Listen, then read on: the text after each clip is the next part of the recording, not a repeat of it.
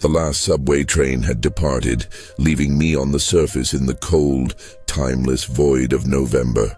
The rain, somewhere between a drizzle and just icy dust hanging in the air, smudged the city lights, turning everything into a dirty watercolor painting. Work, the endless layout of mock-ups for another unique yogurt advertisement, had sucked me dry. My head buzzed, my eyelids stuck together, and a nasty feeling of hunger smoldered in my stomach, mixed with self-loathing. It's in moments like these that you go to the one place that never sleeps, never turns you away, and always smells the same, of grease, bleach, and phantom hope. The McDonald's on the square resembled a spaceship that had made an emergency landing in the gray desert of the residential district. Behind the glass walls, a yellow, unnaturally bright light pulsated, promising warmth and calories. The air inside enveloped me like a thick blanket, stale, warm, with the dominant note of fried onions and something sweet, almost chemical. It was empty. That ringing silence reigned, the kind only possible in a public place at 3 in the morning, when the social contract between people is temporarily suspended.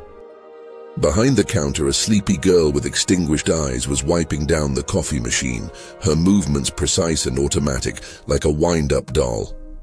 I ordered coffee. Third one tonight, I thought with despair. My heart's going to jump out. I found a table in the corner, pressed my back against the wall from where I could see the entire hall. The standard pose of the urban hermit. I took out my laptop, opened the folder with the mock-ups. The blurry pictures of berries and happy families made me nauseous. I took a sip of the coffee. It was bitter and scalding hot. That's when I noticed him. In the farthest corner, overgrown by the shadow of a tall plastic ficus, sat an elderly man. He was unthinkably ordinary, and this made his ordinariness ominous. Gray stubble, a worn-out khaki-colored coat, a hat with a pom-pom. On the tray in front of him lay a classic cheeseburger. I wouldn't have paid him any attention if it weren't for his movements. They were devoid of all meaning. He wasn't eating out of hunger. He chewed with an indifferent, almost ritualistic slowness. He brought the burger to his mouth, took a bite, chewed 20, 30 times. His jaws worked with a hypnotic monotony. I looked away at my screen, tried to focus on the edits, but something caught the edge of my vision. When I looked at him again, an icy needle pierced my stomach. The burger on his tray was whole. I blinked, told myself it was just a hallucination from fatigue. I shifted my gaze to the girl behind the counter. She was yawning, looking at her phone. I looked back at the old man. He brought the burger to his mouth again, took a bite. I didn't take my eyes off him. I saw his jaws working, saw the lump of food he swallowed, and then I saw it. There was no flash, no visual distortion. It was like bad editing in a cheap movie. One frame, a bitten burger. The next frame, a whole, untouched burger lying on the paper napkin, instantly, seamlessly, as if the very air around him obeyed different laws. My breath caught. The rational part of my brain tried to find an explanation. Did he have a spare in his pocket? Was he swapping them? But no. His hands lay on the table. There were no movements, only the jaws, chewing, swallowing, and the eternally restoring sandwich. He raised his head and looked at me. His eyes were empty. Not insane, not angry. They were like two dried-up wells, reflecting nothing, not the light of the hall. Not my frightened face. Nothing. In them was only a depth, receding into some other non-human dimension.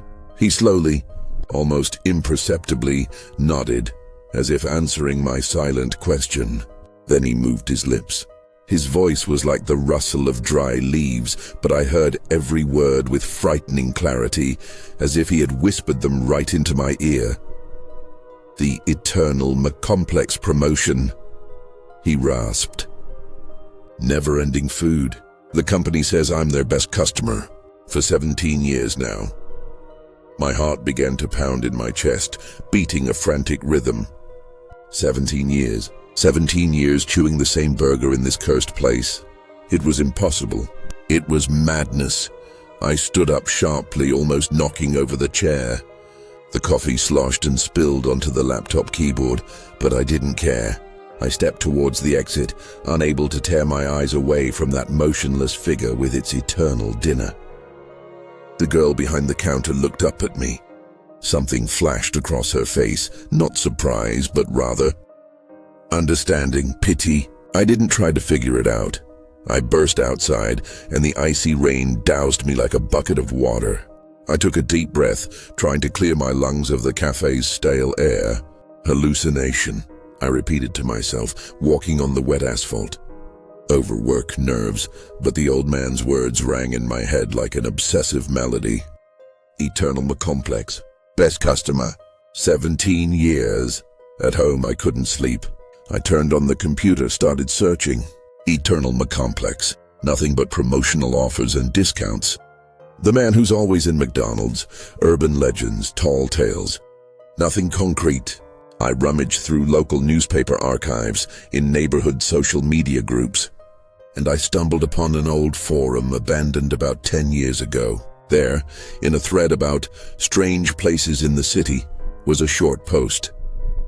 That McDonald's on the square. Sometimes there's this guy there at night, old, in a coat, sits and chews. They say he's been there since that place opened, back in 90-something. The guys who hung out at night saw him. They say he never leaves. And his burger, it doesn't run out. They called him Eternal Joe. Eternal Joe, so I wasn't the first. I hadn't gone mad. A strange wave of relief mixed with growing horror. It was real. Unthinkable, absurd, but real. The next night I went there again. Not out of hunger. Out of a need to prove to myself it wasn't a dream. Out of an unhealthy, nerve-tickling curiosity that was stronger than fear. He was sitting in the same spot, in the same pose, with the same burger. Everything was exactly the same as yesterday. The same indifferent slowness, the same empty gaze fixed on the wall. I moved closer. My heart was beating wildly. I sat down at a neighboring table, placed a glass of Coke in front of me and pretended to look at my phone. But all my attention was fixed on him. He didn't react to my presence. He was like an element of the interior, part of this plastic paradise. I watched, mesmerized, this cycle. Biting, chewing, swallowing, restoration. Again and again. It was like a looped video recording embedded into reality. Maybe an hour passed. The girl behind the counter was replaced. A tired man in his 40s came in. He threw a quick glance at me and the old man and said nothing. They knew, they all knew. They were the caretakers of this little hell, the keepers of its terrible secret. Suddenly, the old man turned his head towards me again. His eyes still expressed nothing. "You came back," he whispered. His voice was just as dry and lifeless. I nodded, unable to utter a word. "They offer a trial period," he continued, and a spark of something flickered in his eyes for a moment. It could have been irony, or it could have been madness. "The first week, it's free. You can leave. After that, the counter starts." "What counter?" I squeezed out, and my own voice sounded foreign to me. "The counter of your time," he answered. "They take it as payment, first by the minute, then by the hour, then by the day. They are very fair. You always get what you pay for, food, and the time to eat it." He turned away and went back to his endless burger. I sat, paralyzed. His words hung in the air, thick and heavy like syrup. This wasn't magic, not a curse. This was a deal. Corporate, precise, efficient. Hell for food. Eternity for a hamburger. I jumped up and ran away. This time I swore to myself that I would never, ever set foot in that place again. But it wasn't to be. The next day I woke up with one single desire, to drink coffee from that specific machine. In that specific hall, it was stronger than me, stronger than the fear. As if a switch had flipped in my brain and some part of myself had already made the decision, I tried to fight it. I went to a different coffee shop, but the coffee there seemed tasteless, bland, unreal. I felt slightly nauseous, restless, like an addict at the start of withdrawal. All my thoughts returned to that yellow light, that stale air, that old man in the corner. In the evening, I gave up. I walked in, and a strange feeling washed over me, a mixture of shame, horror, and relief, as if I had come home. He was sitting there, and on his face, I thought, a shadow of something that could have been a smile flickered. I ordered coffee and a cheeseburger, sat at my table, opened the laptop but didn't work. I just sat and watched him. Now he wasn't alone. Now there were two of us. A week passed. I came every night, first for an hour, then for 2, then for the whole night. The work went surprisingly well. It was as if I was drawing energy from this place. The frightening thoughts about the counter receded into the background, overshadowed by the comfort of routine and the coziness of familiar horror. One night, I took a bite of my cheeseburger, chewed, put it back on the tray, and when I looked at it again, it was whole. My heart skipped a beat for a moment, not from fear, from anticipation. Carefully, almost reverently, I took another bite, again and again. And again the sandwich became whole. This wasn't food. This was a ritual. This was an act of eternity. The manager approached me, the same tired man. He placed a plastic card in front of me. It had no number, just the McDonald's logo and the words, Eternal McComplex, client card. "Congratulations," he said in an indifferent tone. "The trial period is over. You have become our permanent client." I took the card. It was warm to the touch. "And what about the counter?" I asked. The manager shrugged. "Don't worry. It's all accounted for. You won't even notice." I nodded and took another bite of the burger. It was tasteless like paper, but it no longer mattered. The taste wasn't important. The process was. The feeling of belonging to something bigger, eternal, was important. To a system that would never fail. I looked at Eternal Joe. He was looking at me, and in his empty eyes I saw for the first time something understandable. A quiet, joyless camaraderie of the damned. Now we were colleagues, accomplices. I took out my phone to write a message that I was working late, but the screen was blank. No notifications, no time, just a dark background. I turned to the window.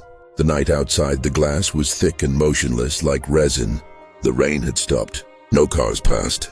There wasn't a soul. "Don't look there," whispered Joe. "There's nothing there anymore, only here. Always only here." I nodded and took another bite. Chewed, swallowed, watched the burger become whole. Somewhere out there in another dimension. Perhaps days, weeks, years are passing, or maybe not. I don't feel hunger. I don't feel fatigue. I only feel the endless cyclical need to chew, to perform my function. Sometimes the door opens and a new visitor enters, with eyes red from lack of sleep, with a laptop, with an emptiness inside. I look at him with my own, now probably empty eyes, and I see in his gaze that very horror mixed with curiosity. And I know that soon he will sit down at the neighboring table, and then at another one, and another, and we will chew together eternally. The company is pleased. They have the best customers. The silence in the hall wasn't just an absence of sound. It was dense, viscous, like cotton wool stuffed in your ears and brain. It absorbed even the sound of your own breathing and the measured, rhythmic crunch our jaws made. Chew, swallow. Watch the food restore itself. Stare into the void outside the window, which was no longer night but simply nothing, the absence of everything. I looked at my client card. The Golden Arches logo now seemed not a symbol of fast food but a seal, a brand. Eternal McComplex. I caught myself running my finger over it with a strange, almost religious awe. It was my pass, my documents, my only proof that I was anyone at all. Days passed, or weeks. Time flowed differently here. It didn't move forward. It rotated in a circle like our endless process of eating. The clock on the wall always showed 3:47. The eternal night of the soul, frozen a minute before the most terrible hour. I tried to talk to Joe, but his answers became shorter, more meaningless. Joe, what's out there beyond the door? Nothing. The menu. But people, where do new people come from? Hunger brings them, not in the stomach. Inside, the company knows who to call. His words were fragments of a scratched record, an instruction manual for this place. The real Joe, the man who came here 17 years ago, had long since died, or dissolved. Only this husk remained, this program performing a single function. One night, if it could be called night, the door opened. A young guy, probably a student, came in with a huge backpack and headphones in his ears. He looked exhausted and irritated. He ordered coffee and a couple of burgers, sat down not far from us, buried himself in his laptop. I watched him surreptitiously with a strange feeling, a mixture of pity and hungry curiosity. I saw him eat the first burger, take a bite of the second. Then he got distracted by the screen typing something. A minute later, he reached for the food again and froze. He stared at his tray. The whole untouched burger. He blinked, rubbed his eyes. Then he looked at me, at Joe, his face stretched with incomprehension, quickly turning into panic. What the... he muttered. I lowered my eyes. I didn't want to see this. I didn't want to remember that I had once felt the same. It was too painful. The guy stood up abruptly, grabbed his backpack and rushed to the exit. He yanked the door open and screamed. The scream was short and cut off, as if someone had ripped the sound from his throat. I raised my head. Beyond the glass door there was no street, no square, nothing, only thick, impenetrable blackness. Not darkness, but blackness. Absolute, bottomless, as if we were hanging in open space. In this blackness there were no stars, no light, no hope. Only nothingness. The guy recoiled from the door as if from a red-hot stove. He fell to the floor, breathing heavily, his eyes filled with terror. What is this? What is this? He crawled on the linoleum, poked at the other windows, but everywhere was the same, all-consuming emptiness. Joe and I silently chewed, watching his agony. We were extras in this theater of the absurd. The manager approached him, the same tired man. His face showed no emotion. Do you need help? He asked, in a voice devoid of all intonation, like the voice of an automaton. What is going on here? Where's the street? Call the police, the guy shouted, jumping to his feet. The police won't come, the manager replied. They don't service this territory. You are currently on the territory of the eternal McComplex. You violated the rules. You attempted to leave the establishment before finishing your meal. What rules? I want to leave. Departure is provided for. The manager paused, and something soul-chilling flickered in his eyes for a moment. Not malice, but cold corporate efficiency. But first you need to pay the bill. Pay? I paid for everything. The student shook his wallet. You paid for the food, the manager clarified, but not for the table rental, or the oxygen, or the time of your stay itself. The bill is issued at a special rate. For new clients, he handed the guy a tablet. He looked at the screen and his face turned white. What is this? What are these numbers? This isn't money. That is your time, said the manager. 1 year is deducted as payment for the first attempt to leave the establishment. You can pay now or...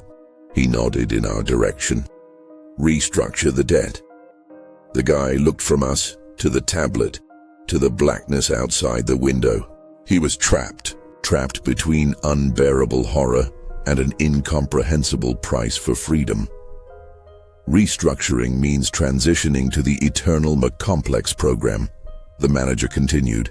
You become our permanent client. Your debt is converted into permanent membership. Food and shelter are provided indefinitely. The student slowly sank to his knees. His shoulders shook. He was crying, but there were no tears. Apparently, even their production was regulated here. I saw the last spark of hope die in his eyes. Saw his will break under the weight of an impossible choice. A year of life. Which year? The one where he'd defend his thesis? Where he'd meet love? Where his child would be born? To give that up for a chance to see the sun? Or to surrender? Accept this eternal tasteless food and the quiet, hopeless peace? He raised his head and looked at his tray, at the whole burger. Slowly, like an automaton, he crawled to a chair, sat down at a table. He didn't look at anyone anymore. He simply took the burger and took a bite. His face was empty. Empty like Joe's, like mine. The manager nodded with satisfaction and walked away. The system was working. The soul conveyor functioned without failure. But the real horror came later. After a few cycles, bite, chew, swallow, I noticed something new. At first I thought it was a hallucination, but no, the walls began to change. They weren't crumbling. They were being updated. The plastic panels became a little brighter. The ficus in the corner looked less dusty. And then I saw a poster on the wall that hadn't been there before. It was advertising some new sandwich with a promotion date. The date was from the future, from that future which no longer existed for us. I looked at Joe. They're renovating, he whispered, as if guessing my question. Always renovating. The world outside moves on, changes, and we just sit, and we see it. We see how everything changes without us. It's part of the bill. To see life passing by, it was the most refined torture. We weren't just trapped. We were chained to a porthole, watching time flow past us. Every new poster, every updated interior detail, it was another piece of our surrendered life, put on display. We fed this world with our time, but we ourselves were crossed out of it. And then came an even more monstrous realization. I looked at my hands. The skin on them seemed strange, smoother, less alive. I touched my face. The features were the same, but it felt like rubber or wax. I caught my reflection in the dark window. Nothing. I was myself, but I was like a doll. A frozen, eternal copy. The eternal McComplex didn't just take time. It took our very essence, our human fluidity, our ability to change, to age, to feel. It turned us into perfect, unchanging consumers, into a perpetual asset of the corporation. We were no longer people. We were a function. Stable, predictable, and infinitely profitable. The door opened again. A girl walked in, looking around fearfully. Her phone trembled in her hands. She was looking for a place to wait out the rain or make a call. I met her gaze. And I saw in her eyes that same familiar bewilderment mixed with horror. She didn't know yet, but she would soon, and I, like Joe before me, slowly, almost imperceptibly nodded to her. Welcome to the eternal McComplex, the company's best customers.